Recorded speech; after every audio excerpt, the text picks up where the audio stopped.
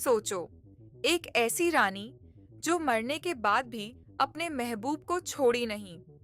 आज भी आधी रात को टूटे हुए महल की छत पर बैठकर वही गीत गाती है, जिस गीत पर एक राजा ने अपना पूरा राज्य दांव पर लगा दिया था।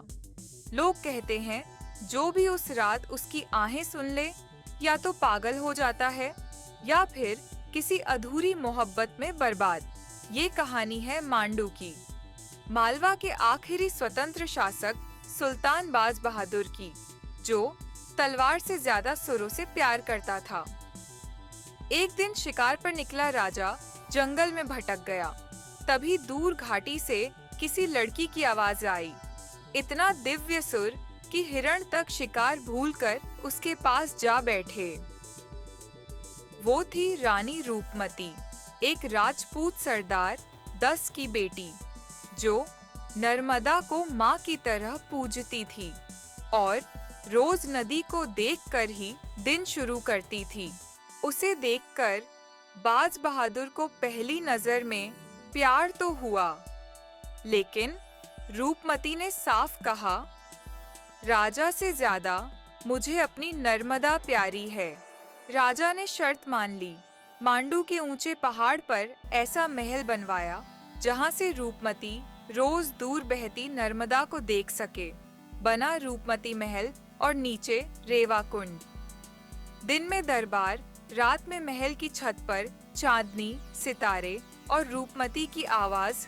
पूरा राज्य कहता था, ये प्रेम नहीं, खुदा की बनाई कोई धुन है। पर हर अधूरी कहानी की तरह उनकी खुशियों पर भी किसी की नजर लग चुकी थी।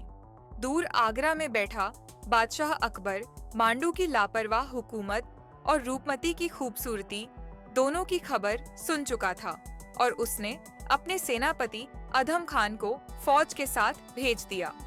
मांडू में अंदर ही अंदर डर फैल चुका था, लेकिन बाज बहादुर अभी भी जंग से ज्यादा संगीत में खोया था और ये उसकी सबसे बड़ी गलती साबित हुई।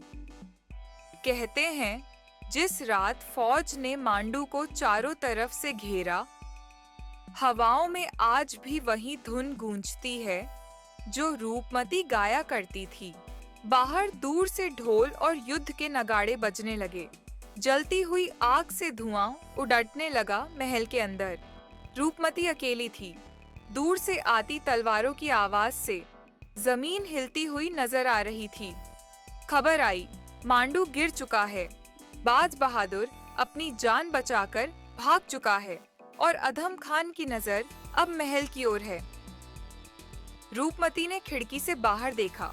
महल की दीवारों पर दुश्मनों के झंडे थे और उसे समझ आ गया, सुबह होने से पहले उसका सम्मान छिन जाएगा। रानी की दिल की धड़कन बढ़ने लगी। कहते हैं, उसने आखिरी बार माँ नर्मदा की ओर देखा, अपने बालों को खोला, भगवान को प्रणाम किया और फिर झर पी लिया। लोग कहते हैं, उसी पल आसमान पर काले बादल छा गए और महल पर बिजली गिरी। उस दिन से मांडू के इस खंडहर में कभी पूरी चुप्पी नहीं होती। कहीं ना कहीं धीमे सुरों में एक स्त्री की करुण आवाज गूंजती रहती है।